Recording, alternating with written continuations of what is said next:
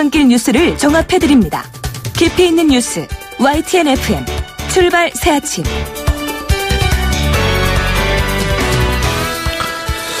신율의 출발 새아침 3부 순서 시작합니다. 자, 오늘만 지나면 내일은 석가탄신일, 그래서 공휴일입니다. 그리고 목요일 하루만 또 보내면 어린이날과 주말이 이어집니다. 그러니까 오늘은 좀 견딜만한 날이라고 얘기할 수가 있겠죠. 그리고 날씨도 여름이지만 아직 습하지 않아서 그런대로 상쾌한 더위를 만끽할 수 있는 그런 날이라고 할 수 있는데요. 그러니까 분위기와 날씨를 잘만 조합하면 조금 일찍 상쾌한 여름을 만끽할 수 있다는 건데요. 더 습해지기 전에 여름을 느껴보시는 것도 좋을 듯 싶습니다. 일종의 계절의 이고편을 미리 느껴보는 것도 나쁘지 않겠죠. 신율의 출발 새아침 3부 순서, 먼저 광고부터 듣겠습니다.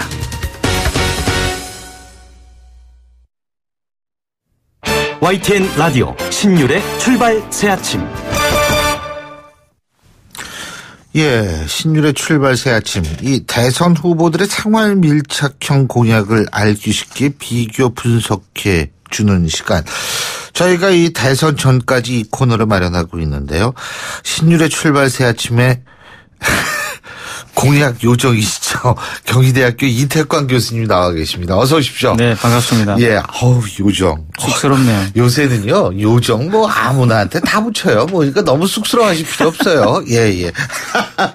자, 오늘 이 대선 후보들의 생활 밀착형 공약, 한번 비교 분석해 볼 텐데, 먼저 지난주 청취자분이 궁금했던 부분부터 얘기를 해보죠. 6686님이 보내주셨죠. 어느 후보도 아파트 값 잡기에 대해서는 예의가 없나요? 없었습니까? 그렇죠. 구체적으로 이번 대선 후보들이 아파트 공약, 부동산과 관련된 공약을 내놓고 있지는 않습니다. 하지만 20대 총선에서 각 정당들이 발표한 부동산 공약이 있죠. 아마 예. 그거를 가지고 공약을 대체하고 있는 것 같아요. 예. 그래서 문재인 후보 같은 경우는 이전에 민주당에서 내어놨던 세종시 이전, 그리고 이제 국회를 세종시로 이전하겠다. 예. 이런 공약이 있고요. 그리고 공공임대 공급 확대를 하겠다. 또 토지 불로소득 공평 과세를 하겠다. 이런 이야기들을 해놨습니다. 그리고 실수요자용인 중소형 주택을 공급하겠다. 지금 중대형인데 중소형 공급하겠다. 그래서 그 다음에 제일 중요한 게 상가 건물 임대차 보호법을 해가 권리금을 보존해 주겠다. 예. 그런 이야기인데요. 이 비슷한 공약들은 국민의당도 있습니다. 그리고 정의당도 사실 다 있죠. 그런데 예. 가장 여기서 이 긍정적인 부분은 뭐냐 그러면 심상정 후보죠. 예. 심상정 후보는 사실 주거 안정을 위한 시민단체들이 정책을 요구하고 있는 게 있는데요. 예. 한 5가지 됩니다. 첫 번째 임대주택 정책을 개혁하고요. 그다음에 주거 취약계층의 복지를 확대하자. 그래서 주거급여 소득 수준을 개선해 준다든가 부양 의무자 기준을 폐지한다든가 이런 식의 방식들, 구체적인 실제 이제 주거 취약계층에 도움이 되는 어떤 정책들 요구하고 있고, 민간 임대 시장 규제 또는 주택 분양 제도를 개선하고, 왜냐하면 지금 우리는 집도 보기 전에 지금 분양을 받지 않습니까? 그렇죠. 그래서 그것도 아주 특이한 현상이에요. 네, 건설 업체를 위한 나라라고 볼 수가 있는데, 네. 한때 이제 경제 성장을 위해서 그렇게 했다고 봅니다만, 지금은 이제 후분양제로 바꾸자. 다시 말하면 건물을 지은 뒤에 분양을 하자. 이런 이야기를 했고요. 또 부동산 관련 금융세제를 정상화하자. 당연히 임대소득도 이제 과세를 해야 된다. 이런 이야기를 했는데 심상정 후보만 모두 여기에 찬성을 했어요. 시민단체가 요구하고 있는 5가지 정책에 대해서. 예. 이 나머지 후보들은 대부분 유보 아니면 반대.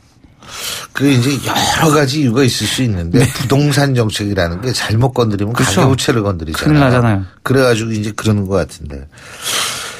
근데 이태광 교수님께서도 반려동물 키우세요? 그렇죠. 제가 고양이 한 마리 있습니다. 고양이? 네. 고양이. 제가 키우고 싶어 키운 건 아니고요. 항상 고양이는 이렇게. 고양이가 손이 덜 가요. 예, 덜 간다 그런데 사실 똑같죠, 사실은. 근데 아니야. 걔가 근데 이제 강아지만큼 살갑지는 좀 않죠. 덜한. 물론 또 고양이 키우시는 분들은 우리 강정현 작가 지금 자리에서 일어났어요. 좀 있으면 물건 던지겠네. 예. 근데 반려동물 공약도 한번 좀 있죠, 이것도. 그렇죠.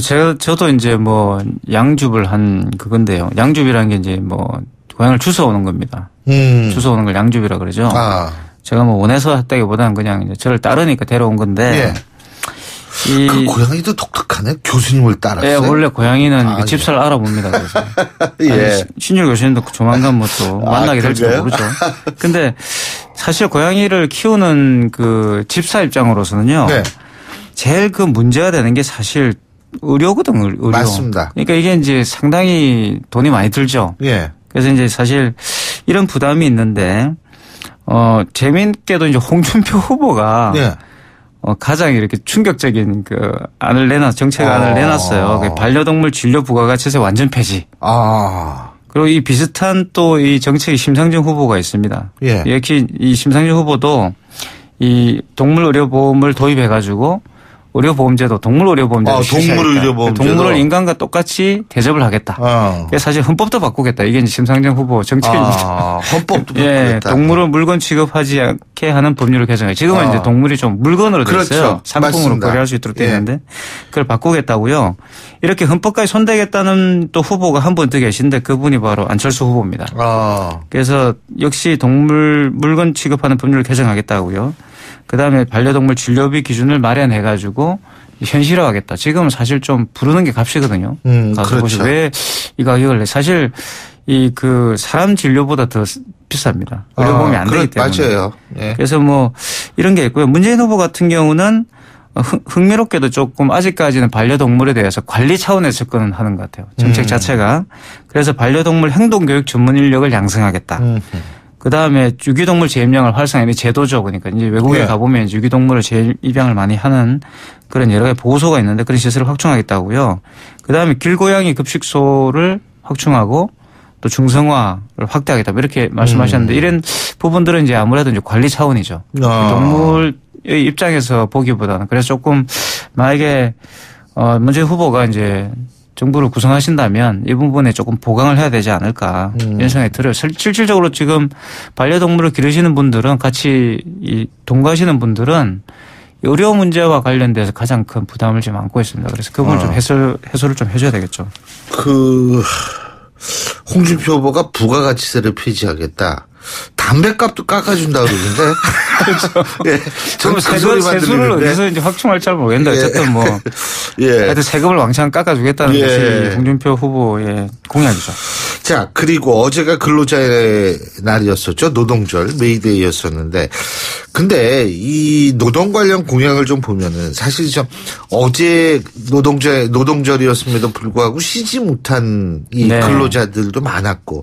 그리고 뭐 황금 막 그렇게 떠드는데 사실은 중소기업에서 일하는 노동자분들은 이 쉬지 못하는 분들이 훨씬 더 많거든요. 이 상대적 박탈감 상당히 많이 느낄 수밖에 없는데 이런 문제 잡는다는 후보는 없나요? 있죠. 이제 심상정 후보가 계속 후보. 이야기를 해왔죠. 심상정 후보야말로 본인이 노동 대표라고는 사실 뭐 지지율이 지금 조금 10% 이상 지금 여론조사에서는 오른 걸로 되어 있습니다. 네, 여론조사마다 뭐 좀 다르긴 합니다. 두 자릿수를 드디어 이제 뭐 달성한 여론조사가 나왔는데 실제로 그게 표로 연결될지는 잘 모르겠어요. 근데 이제 우리가 아주 그냥 단순하게 정규직, 비정규직 그러는데요. 이 정확한 용어는 아닙니다. 왜냐하면 지금은 그 노동 형태 또 근로 형태가 굉장히 다양화됐어요. 이걸 인마 노동 유연화로 부를 수가 있는데 그래서 단순하게 뭐 정규직이냐 비정규직이냐 이런 문제는 아니죠. 왜냐하면 하청업체 정규직이 있을 수 있거든요. 이번에 삼성중공업에서 있었던 그런 참사 같은 경우도 이제 하청업체 근로자들입니다. 그분들이 어제 돌아가셨습니다. 어제 6명 돌아가셨는데 그분들이 하청업체 그러니까 그 삼성중공업 근로자들은 노동절이라고 해서 쉴 수가 있지만 하청업체는 그렇지가 않은 거죠. 그렇죠. 이건 마치 이렇게 노동 다단계 같은 그런 걸 볼 수가 있는데 그래서 굉장히 그 근로 형태가 다양해졌어요. 그래서 이거를 뭐라 부르냐면 요즘에 비정규직이라 부르지 않고 특수 형태 근로 종사자라 부릅니다.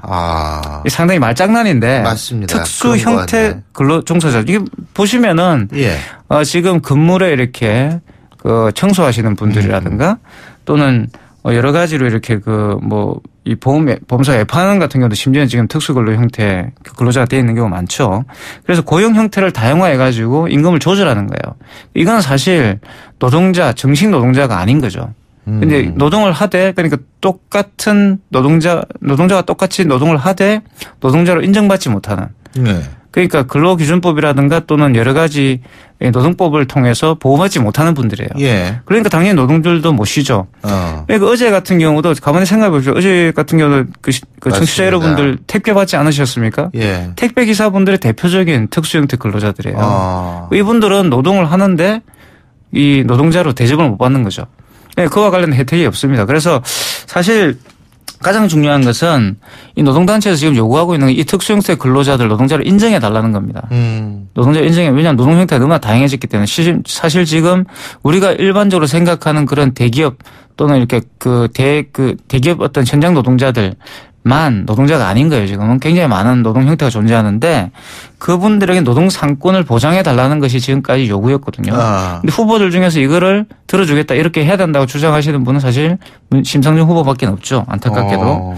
그래서 기본적으로 가장 중요한 건 바로 산재보험입니다. 그죠? 예. 산재보험인데 이 산재보험과 관련돼서도 쏙 시원하게 이렇게 노동 상권과 연관되게 이렇게 해결해 주시는 분이 없어요. 대표적인 게 산재보험을만 하더라도 제대로 좀 이 시행이 된다면 굉장히 좋을 것 같은데 이런 거죠. 그냥 이미 이 탈퇴를 가능하게 만든다든가 예. 산재보험 제도를 만들어 놓고 거기에 이렇게 가입하는 사업장들이 임의를 탈퇴할 수 있게 한다든가 또는 이 보험금 자체를 이 근로자에게 반씩 부담시키는 거예요. 뭐 이런 것들도 사실 산재보험으로서 어떤 역할들이 안 되는 거죠. 예. 그리고 뭐 이렇게 기본적으로 가지고 있는 그런 이 산재보험의 혜택조차도 제대로 이제 수혜가 안 되도록 만든다든가. 그래서 이거와 관련돼 가지고 이 문재인 후보 같은 경우는 아마 이렇게 말씀하시는 것 같아요. 그러니까 이 정부 주도로 이런 문제를 해결하겠다. 이런 거죠. 그러니까 안철수 후보와 이제 문재인 후보의 큰 차이점 그겁니다. 그러니까 안철수 후보는 정부 주도로 그걸 하는 게 아니라 민간에게 그걸 권고하겠다라는 것이고요. 그리고 뭐 이 유승민 후보 같은 경우는 이런 비정규직 총량제를 도입해 가지고 예. 비정규직을 너무 많이 채용한 회사에게 불이익을 주겠다라는 것이고 홍준표 후보가 재밌습니다. 홍준표 후보는 뭐라 그러냐면 노동유연화로 강성노조 강성노조 두 마디밖에 없어요. 강성노조하고 좌파. 예. 그렇죠. 그런데 이제 이분 논리가 되게 재밌어요. 뭐라고 그러냐면 강성노조를 해체해 가지고 일자리를 만들겠다. 지금 이제 이 정규직 노동자들의 문제다. 그러니까 노동시장을 좀 유연하게 더 하겠다. 그래가지고 네. 이분들도 비정규직으로 만들어가 비정규직 노동자들에게 기회를 주겠다 이런 약간 좀 궤변이죠. 근데 예. 어쨌든 그리고 법인세를 완화해가지고 조세 감면 혜택을 주겠다. 비정규직을 많이 채용을 하면 그리고 비정규직을 혜택을 주고 또 비정규직을 잘 이렇게 관리를 하면 이 세제 혜택을 주겠다. 이 비정규직을 차별하지 않으면 세제 혜택을 주겠다. 이런 거예요. 그러니까 그러면 차별하는지 안 하니 어떻게 모니터링을 할 수 있을지. 여하튼 뭐 구체적인 실행 계획은 없습니다. 홍준표 후보도. 예. 말은 굉장히 이렇게 과격하게 하셨는데 어떻게 실행시킬 수 있는지 아직까지는 좀 의문이죠. 자, 그리고 이 근로시간 단축 문제요. 이거는 후보들이 다 동의는 하죠. 그죠? 근데 이게 동의해도 이게 제대로 되겠어요? 근로시간 단축도 사실 되게 재밌는 그런 이 공약이죠. 그러니까 잘 아시는 것처럼 이 제일 흥미로운 그 공약은 심상정 후보가 내놓은 공약입니다. 예. 슈퍼우먼 금지법이라는 게 있어요. 슈퍼우먼 금지법. 근데 이거는 이제 상당히 좀 기발한 저는 공약이라고 보거든요. 왜냐하면 여성 문제를 이제 노동 문제로 만들어서 생각하는. 예. 다시 말하면 아기를 왜 낳지 않느냐. 출산율 저하와 관련돼 가지고 지금 가지고 있는 여러 가지 대책들을 조금 더 이렇게 활성화해 가지고 실질적으로 도움이 되도록 하겠다라는 거죠. 출산 장려, 출산을 하는 분들에게 도움이 되도록 하겠다라는 것이고요. 그래서 이 심상정 후보가 가지고 있는 이 제일 재밌는 이게 이 슈퍼우먼 방지법을 대선 공약 1호로 이제 올려놓으셨어요. 그러니까 그래서 출산 휴가를 지금 현행이 한 90일 정도 되는데 이거를 120일로 늘리겠다. 그리고 심지어 아빠 그러니까 이제 이 아버지가 되는 경우도 유급휴가를 30일간 주겠다라는 것이고요. 그리고 이제 지금 현재 유급휴가의 상한선을 100만 원에서 150만 원 인상하겠다. 휴직 기간도 16개월로 늘리겠다. 이런 어떤 구체적인 안들 줬습니다. 그래서 상당히 여성 유권자들의 표심을 이렇게 흔들어 놓고 있다는 생각이 들고요. 그리고 이제 제일 중요한 거는 바로 노동시간 단축이죠. 말씀하셨던 건데 칼퇴근입니다. 이거는 모든 후보가 거의 다 이렇게 약속을 하고 있는데 홍준표 후보 빼고는 다 약속을 하고 있어요. 그래서 홍준표 후보는 얘기면 별로 관심이 없는 것 같고 그래서 문제가 뭐냐 그러면 이게 말씀하셨던 것처럼 이미 20대 국회에서 이게 발의가 됐거든요. 칼퇴근 문제가. 근데 문제가 뭐냐면 어떻게 직장인들 노동시간을 정확하게 체크를 할 수 있을까 하는 겁니다. 정부가 그럼 어떻게 할까? 모니터링을 해야 되는데 그다음에 과연 기업인들이 그럼 신고제로 간다. 정직하게 신고를 하겠냐는 거죠. 뭐 그렇죠. 지금도 사실은 칼퇴근이 없는 건 아닌데 대부분 이제 기업인들이 문제가 있는 거죠. 그리고 기업을 규제할 수 있을까 그렇다고 해서 예를 들면 신고를 제대로 안 했다고 해서 뭐 어떻게 하냐. 그렇죠. 물론 유승민 후보 같은 경우는 부가금을 뭐 이렇게 과세하겠다고 이야기를 했는데 이것도 역시 어렵습니다. 그래서 벌금제를 실행한다고 해가지고 과연 기업에 강제할 수 있을까? 그런 법이 가능할까라는 것이고요. 그래서 이 문재인 후보 역시도 초과 근로를 시킬 경우에 부담금을 주겠다라는 것이고요. 그 다음에 재미있는 게 이제 포괄 상정 임금 계약을 제한하겠다는 것이에요. 이게 사실 제일 중요합니다. 그러니까 포괄 산정 임금이라는 것은 실질적으로 이 뭐 수당이라든가 초과 근무 뭐 우리가 보통 오버타임이라고 부르는 모든 걸 다 포괄해서 이제 그거에 제한을 주겠다는 거예요. 그거를 보면은 그거는 구체적으로 이제 이 보고가 되잖아요. 그러니까 세무서에 보고가 되기 때문에 그걸 보면 이 사람들이 이제 초과 근로를 시키는지 안 시키는지 알 수 있다는 거예요. 그거를 이제 보고 판단을 하겠다는 것이고요.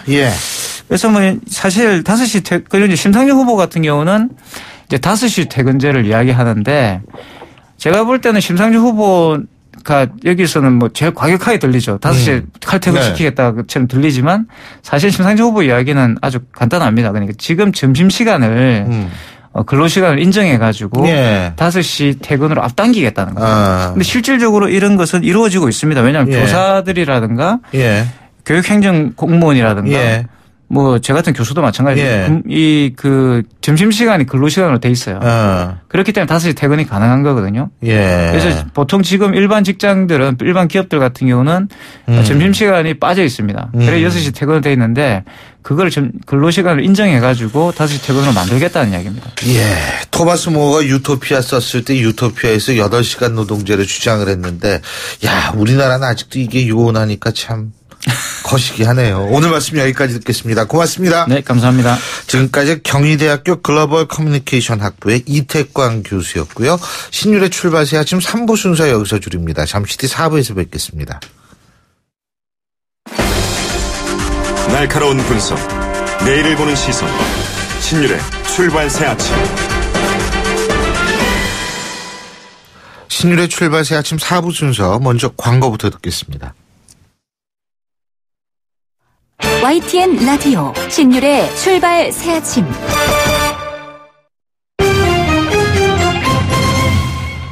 자, 경제 뉴스 알아보겠습니다. 한국경제신문의 정인설 기자 직접 스튜디오에 나와 계십니다. 어서 오십시오. 안녕하세요. 자, 저희가 앞서도 사드 비용 논란 전문가와 인터뷰를 했었는데, 근데 우리 국방부는 재협상 대상이 아니라고 밝혔는데 우리 측이 부담하는 방위 분담금 협상이 조금 그렇기 때문에 더 중요한 거 아니냐. 이게 방위비 분담금 협상, 이거는 재협상하고 또 다른 거 아니에요? 원래 그렇죠? 5년마다 하게 돼 있죠. 하게 돼 있죠. 그래서 내년 말이 만료고 2019년부터 또 다른 형태의 다른 금액으로 다른 조건으로 돈을 내게 돼 있는데 트럼프 대통령이 사드 비용이라고 10억 달러라고 딱 찝어서 얘기했어요. 10억 달러는 우리 돈으로 1조 1,000억 원. 국방부도 인정을 했어요. 이 돈이면 사드 구입 비용이라고 인정한다. 그 유승민 후보가 TV 토론에서 그랬잖아요. 맞습니다. 그 정도면 차라리 사는 게 낫다. 맞습니다. 아니 왜냐하면 지금 미군이 들어가서 미군이 운영하잖아요. 그래서 중국이 저렇게 날린 거잖아요. 사실. 미국이 어떻게 할지 모르는데. 근데 만약에 일본이 그렇게 하겠다는 거잖아요. 사드 직접 구입해서 본인들이 운영하겠다는 거잖아요. 그러면 또 사드 장비는 또 새 겁니다. 한국에 들어온 건 새 것도 아니에요. 미국이 텍사스에서 쓰던 겁니다. 근데 그런데 이 10억 달러를 받겠다는 게 말이 안 된다는 게 많은들의 국민 정서예요. 그래서 사드 뒤통수 이렇게 얘기를 하는데 중요한 건 그 도널드 트럼프 대통령의 어떤 의도죠. 그래서 과연 10억 달러 받으려고 하겠느냐. 항상 도널드 트럼프 대통령의 그 협상 전술은 당연히 10을 얻기 위해서 100을 먼저 얘기를 해서 봐주는 척하면서 선심 쓰는 척하면서 그게 협상의 전술이잖아요. 강자의 전형적인 강자 논리잖아요. 그거 왜 그러느냐. 방위비 분담금 협상을 앞두고 있기 때문이다라고 다들 분석을 하는 거죠. 빠르면 올해 말 아마도 내년부터 하게 될 것으로 예상이 되는데 이때 유리한 고지에서 사드라는 걸 두고서 방위비 분담금 협상을 하면 좀 더 유리한 조건에서 협상을 할 수 있지 않겠냐라는 게 미국의 의도고 트럼프 대통령의 생각이지 않나 이렇게 생각이 되는 거죠. 근데 지금 우리가 방위비 얼마나 부담하고 있죠? 국내 총생산 GDP 대비 0.068%. 일본하고 비슷해요. 근데 문제는 여기 땅값 이런 거 다 들어가 있는 거죠. 맞습니다. 그러니까 그런 비용까지가 어떻게 되냐면 미군 주한미군 주둔 비용이 전체 한 절반 정도 돼요. 지난해 같은 경우는 한 9,441억 원이 환율에 따라 왔다 갔다 하거든요, 이게. 근데 9,500억 정도 되니까 전체 주한미군 주둔 비용이 절반을 우리나라가 대고 있는 거나 마찬가지인데 중요한 거는 어떻게 이렇게 산정됐는지 알 수가 없다는 거예요. 일본은 항목별로 아주 정확하게 나와 있습니다. 이건 무슨 항목 때문에 전체 방위비가 이렇게 나옵니다라고. 한국은 한국과 미국과 하는 방식은 총액제입니다. 물론 이런 것을 고려한다라고 돼 있어요. 주한미군의 어떤 기여도 그리고 뭐 한국의 어떤 안보 상황 이런 거 고려한다고 하지만 왜 구체적으로 어떤 항목 때문에 이 정도 금액을 주는지 알 수가 없어요. 그게 사드가 들어가는지 안 들어가는지 알 길이 없는 거죠. 현재의 협상의 어떤 그대로 형태를 본다라고 한다면 그걸 이제 다들 야당을 중심으로 해서 문제를 삼고 있는 거고요. 이 사드 비용이 결국에 방위비 분담금 협상에 개입이 어떤 형태로든 반영이 될 것이다라고 다들 의심을 하고 있는 거고요. 여기에 또 한미 FTA 재협상 문제까지 걸려 있잖아요. 그러니까 한미 관계가 한미 동맹을 어떻게 하느냐, 어떻게 다시 정립하느냐가 차기 정부의 가장 큰 과제가 될 것으로 보입니다. 예. 자, 그리고 공정위가 대기업 집단 순위를 발표를 했는데 10위권 그룹의 순위 변동이 많았네요. 예? 반대로 얘기하면 10위권 내 순위는 거의 변동이 없다는 거고 거의 거기는 고정이 되어 있다는 것 같고요. 거의 2부 리그라고 할 수가 있겠죠. 전체 대기업 집단이 자산 규모 10조 원 이상을 이제 한데 흔히 우리가 이제 재벌이라고 분류를 하잖아요. 네. 여기 같은 경우에 올해 같은 경우는 3개가 늘어서 31개였습니다. 하림 닭고기 만드는 데서 새로 이제 들어갔고요. 상선에서 해운회사를 페노션이라는 해운회사를 인수하면서 이렇게 커져서 다시 들어갔고 신세계가 지난해 같은 경우 복합 쇼핑몰, 백화점 이런 거 많이 지었거든요. 이게 결국 부동산이고 자산이잖아요. 그래서 13위에서 10위로 들어갔고 대신에 미래에셋 이런 데도 다시 올라갔지만 금호아시아나 STX 이랜드 같은 경우에는 무리하게 M&A 했다가 다시 흔히 얘기하는 승자의 저주 소화불량에 걸리면서 인수기업을 다시 매각하면서 전체적인 자산 순위는 떨어졌습니다. 그렇군요. 근데 아까도 잠깐 말씀하셨습니다만 4대 그룹의 편주 현상은 더 심해졌죠? 우리나라 경제 구조의 어떤 한 단면을 그대로 보여주는 거죠. 네. 4대 그룹 삼성, 현대차, SK, LG 전체에서 차지하는 자산의 비중이 30대 그룹에서만 보면 4대 그룹이 차지하는 자산 비중 53%고요. 이익이 차지하는 비중 73%입니다. 이건 물론 삼성의 어떤 큰 영향력 때문이겠죠. 이거는 2013년부터 계속해서 늘어나고 있어요. 네. 이걸 늘어난다고 해서 비판할 건 아니고 네. 제2의 삼성전자, 제2의 현대차를 만들어야 되는 거죠. 네. 4대 그룹 비중 계속 높아지는 건 위기를 잘 극복해서 그렇거든요. IMF 외환위기나 2009년 글로벌 금융위기 이후에 수출 비중이 더 늘어난 대기업들의 어떤 차지하는 비중이 더 커져서 이렇게 된 거라고 볼 수 있겠죠. 자, 그리고 말이에요. 지난달 수출이 역대 2번째로 많았다 그러죠? 이건 좋은 소식이죠. 맞습니다. 4월이 그렇게 수출이 많은 때라고 보긴 힘든데 지난 4월 수출액이 510억 달러로 4월 기준으로 역대 4월 중 가장 많았고 전체 월별 수출 규모도 역대 2위였습니다. 그러니까 지난 1년 전과 비교하면 24% 늘었고요. 주력 수출 품목들이 전부 다 더욱더 좋았습니다. 반도체, 석유화학 그리고 그동안 약간 주춤했던 선박이나 기계공업 이런 수출도 크게 늘어서 계속 늘었고요. 6개월 연속 증가세고요. 올해 그래서 전체 수출 전망치도 좀 더 상향 조정하고 있는 게 지금 산업통상자원부의 현재 전망입니다. 근데 우리나라 수출 증가 속도가 다른 나라에 비해서 빠르다 그러죠? 수출이 늘고 있는 이유 중에 하나가 전체 세계 경제가 좋아지고 있어서 그렇거든요. 그럼에도 불구하고 우리나라는 더 속도가 빠르다는 겁니다. 세계무역기구 WTO 자료를 보면 올해 1월, 2월부터의 수출 증가율 작년 대비해서 작년 동기 대비 수출 증가율을 보면 한국이 15.7%로 10대 수출 대국 중 가장 높았고요. 네덜란드도 그 다음이고 일본은 9%, 일본 경제 좋다고 하지만 9%지만 우리는 15% 수출 중과세가 더 높다라는 거고요.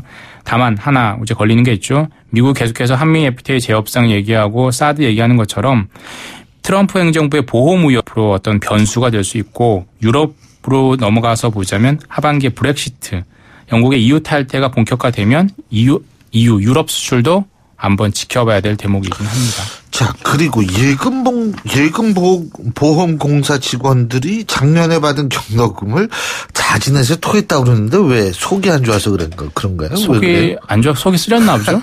예. 애국심에서 그런 것도 아니고요. 예. 일단 지난해 같은 경우에 예금보험공사뿐만 아니라 많은 공기업들이 성과연봉제 도입을 했는데 많이 안 하려고 했었잖아요. 네. 근데 이제 예금보험공사가 모범을 보이게 되면서 성과연봉제를 실시를 했습니다. 그래서 되게 어떤 평가도 좋게 받았죠. 근데 성과연봉제를 실시하는 대가로 경력금을 받았는데 지금 정치적인 지형을 보아하니 좀 아니다 싶었던 거죠. 성과연봉제는 마치 이전 정권, 이전 정권이라고 해야 되나요? 아무튼 박근혜 정부의 어떤 이전 정권이죠. 치적이라고 할 수가 있잖아요. 네. 그러니까 이제 현재 이 정치적인 지형을 보니까 안 되겠다라고 하면서 노조로 좀 전체 직원들이 작년에 받았던 경력금을 다시 반납을 한 거죠. 예. 예금보험공사 사측의 입장에서 보자면 갑자기 이걸 어떤 대선 승리가 유력한 정국에 좀 편승하는 것 아니냐 이렇게 비판을 하고 있는데 성과연봉제 차기 정부에 또 어떻게 될지 이것도 하나의 변수가 되겠죠. 알겠습니다. 오늘 말씀 여기까지 듣죠. 고맙습니다. 감사합니다. 예, 지금까지 한국경제신문의 정인설 기자였습니다.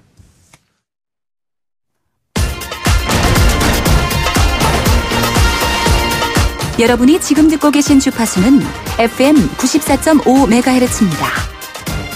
YTN 뉴스 FM.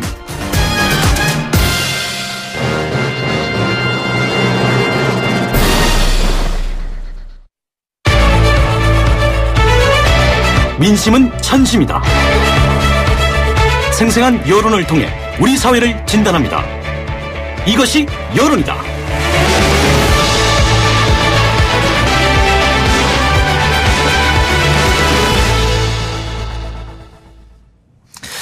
여러분 작년 이맘때를 한번 생각해 보면은요, 대선이 지금 있을 거라고는 전혀 생각을 못했을 겁니다.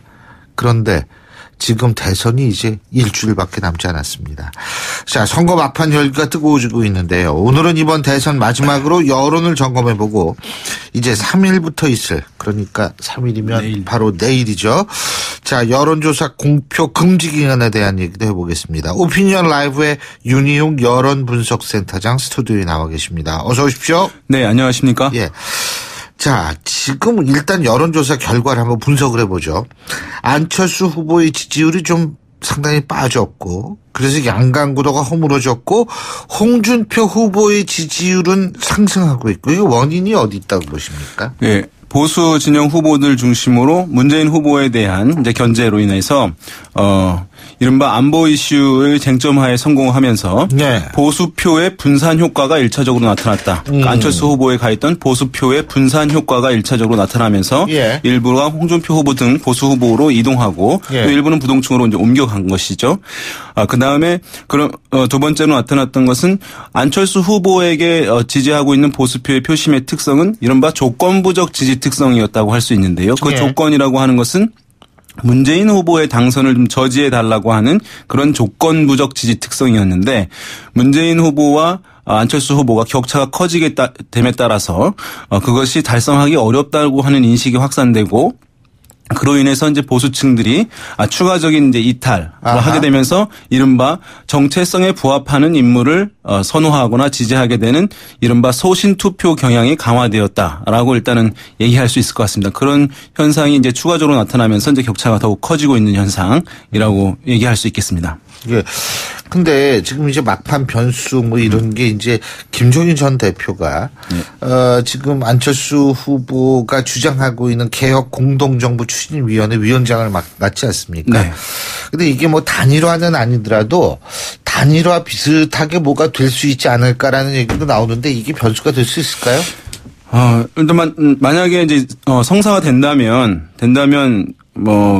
파괴력이 있을 수 있겠죠. 이제 뭐 문재인 후보에 대한 견제 정서가 보수층에게 상당히 이제 높게 형성되어 있기 때문에 있겠습니다만은 기본적으로 김종인 전 대표 때문이라고 사실은 보기는 힘든 측면이 있다고 하겠습니다. 왜냐하면 아무리 이제 경력이 화려하고 여러 가지 또 뭐 정치적인 영향력이 있었다 하더라도 선거 국면에서는 본인이 대중적 지지 기반이 있는 사람이 뭔가 움직임에 의해서 또는 행보에 의해서 선거판이 변화될 수는 있지만 대중적 지지 기반 그러니까 대중성이 높지 않은 인물이 사실 선거판에서는 움직인다 하더라도 그것이 대중이 반응하지 않기 때문에 실질적인 그 효과는 제약될 수밖에 없는 것이거든요.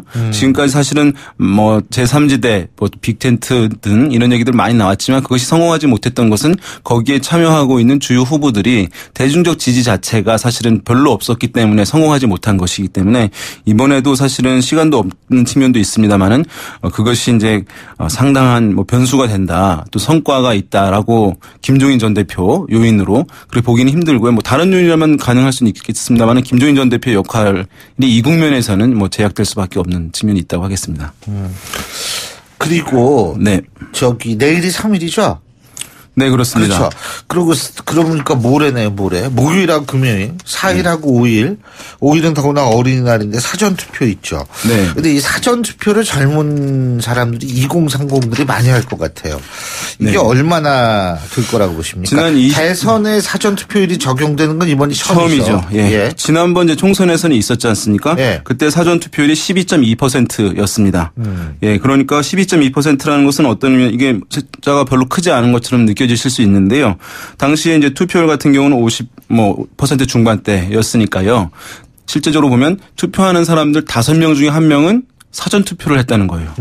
상당히 높은 것이거든요. 이제 이번에 대선에서 처음 적용되는 거니까 대선에서 투표율을 한 70% 중반대로 본다면 이번 사전 투표는 20%에 육박할 가능성이 이제 매우 높아 보여요. 뭐 적어도 17% 또는 그 이상 될 가능성이 있고 거기서 보면은 실제적으로 젊은 층의 이제 투표율이 높습니다. 사전 투표율이. 특히 이제 20대인데요. 당시에도 20대 사전 투표율이 19세를 제외하고 보면 17.9%였거든요. 그러니까 이번에 20대 사전 투표율은 아마도 제 전망에는 20%를 넘길 가능성이 있습니다. 이것은 이제 무엇이냐면 이번에 특히나 이제 학기 중인데요. 학생들 같은 경우에는 다른 이제 세대들, 다른 연령대 같은 경우는 본 선거일에도 투표할 수 있는 것을 미리 당겨서 투표하는 효과에 이제 그치는 경우가 대부분이지만 한국에서의 20대라고 하는 것은 주민등록 주소지와 실제 거주하고 있는 곳의 불일치도가 매우 높은 상황입니다. 서울에서 지방으로 학교를 가거나 지방에서 서울로 가거나 또는 직장을 갔을 때 초반에는 주소지를 안 옮기는 특성이 이제 한국엔 강하기 때문에 그래서 투표를 못할 사람들이 실제 하게 하는 효과가 있는 것입니다. 그래서 실제로 20대의 투표율이 한 5, 6% 올라가는 이제 효과가 나타났고요. 그래서 20대 지난 총선 지방선거 보면 20대의 투표율이 30대보다 미세하지만 더 높게 나타나는 상당히 이제 특이한 현상이 나타났었거든요. 그러면 이번 경우에도 사실 20대의 사전투표가 실제적으로 20대의 투표를 올리는 효과로 작용할 것으로 전망이 됩니다. 그리고 학교 안에 투표소가 설치되거든요. 맞습니다. 그래서 우리 학교 안에도 투표소가 설치가 됐어요. 과거에 부재자 투표를 하게 될 경우에는 네. 미리 이제 신청을 하고 맞아요. 한 9단위에 가서 이제 한 곳 정도 있는 것이니까 네. 버스를 타고 가야 되잖아요. 네.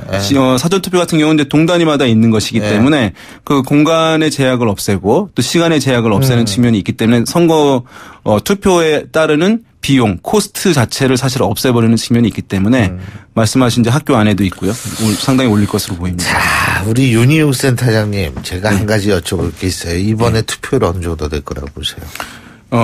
지금 보면은 이례적으로 이제 젊은 층에 반드시 투표 참여하겠다라고 하는 비율이 50, 60대에 밀리지 않고 비슷한 수로 나오고 있습니다. 예. 그러니까 이것이 젊은이들 화법에 맞지 않는 것이거든요. 당신이 이번 선거에 뭐 투표하시겠습니까? 했는데 젊은 층이 젊은 층 화법은 내 미래의 일을 왜 확정적으로 얘기해야 되냐라고 해서 가봐야 알죠. 원래 이렇게 얘기하는 것이 예. 그 젊은이들 문법에 맞는 것인데 예. 화법에 맞는 것인데 지금은 그럼에도 불구하고 높게 나오고 있거든요. 그러니까 그만큼 아마 젊은 층의 투표 참여 기류가 높게 형성되어 있다는 것이고 그러니까 성향이 있는 고령층 같은 경우에는 뭐 이전보단 투표율이 다소 낮아질 가능성이 배제할 수 없어요. 과거에 비해서 이제 실제로 보면은 투표 참여 의향이 지난주에 말씀드렸지만은 고령층에서 좀 낮게 형성됐거든요. 지난 이전에 비해서.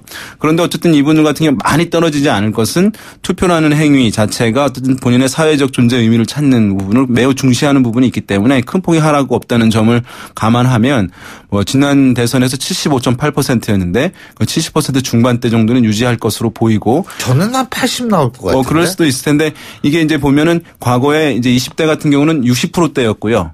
예. 그다음에 50대와 60대는 80%대였어요. 중앙선관위의 선거 관련 여론조사를 보면 80%가 넘는 걸로 나오잖아요. 그러니까 이것이 이제 약간 근데 대선 때는 그 갭이 적어요. 줄어들죠. 예. 왜냐하면 여론조사하고 실제 투표율하고 중도층까지 정치 무관심층들 대거 나오는 것이니까. 그래서 과거에는 20대는 60%대, 50대는 80%대. 그래서 평균이 75% 정도였는데 75.8%. 이번에는 제 생각에 모든 세대가 아마 70%대에 있을 가능성. 도 있어 보입니다. 자, 그리고 내일부터 이제 블랙아웃이 시작이 됩니다. 다시 말해서 깜깜이 선거, 여론조사 공표 못하죠. 네. 근데 이게 왜 있는 거예요? 그렇죠. 이제 터널에 들어간다고 표현도 하거든요. 네, 공표가 안 되니까. 그래서 이걸 일단 이제 우리 선거법에 선거 전 6일간 여론조사 공표를 금지 이제 하고 있는데요. 그렇지만 이제 공표가 금지되는 것이지 이제 조사 자체는 합니다. 후보나 캠프 또는 언론사에서 참조용으로 하는 것이죠. 보도를 이제 못할 뿐인 것인데요. 그래서 내일부터 조사된 것을 내일부터 공표가 안 되는 거예요. 그러니까 오늘까지 조사된 거를 내일 보도해도 되고 모레 해도 되고 사실 선거 전날 해도 되긴 해요. 그렇죠. 예, 그래서 그런 것들은 있어서 이제 뭐 약간 이상하다 생각하시는 분들이 오해를 없으셨으면 좋겠는데요. 이것을 이제 금지하는 것은 뭐 공평하고 정확하게 이제 이루어진 여론조사 하더라도 그 마지막에 이제 그게 나오게 되면 우리가 이제 많이 들어보셨을 텐데 승산 있는 후보자에게 기울어지는 이른바 밴드웨건 효과, 우세자 효과라고 하는데요. 그거 또는 열세자, 지고 있는 후보한테 동정심이 일어서 그 후보한테 표가 옮겨가는 이른바 언더독 효과, 열세자 효과라고 하는데 그런 것들이 이제 나타나면서 선거에 이제 좀 영향을 많이 줄 수 있다라고 하는 측면에서 이제 이 제도가 만들어진 것이라고 할 수 있죠.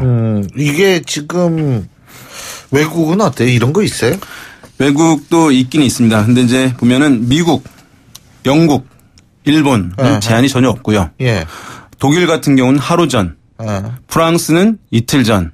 물론 약간 기간이 있는 경우가 있는 나라들이 옛날에 2주 전이었잖아요. 한국 같은 경우는 이제 2002년 대선까지만 하더라도 본선거 기간 내내 여론조사 공표를 금지 못해서 그나마 이제 줄어든 것이긴 한데요.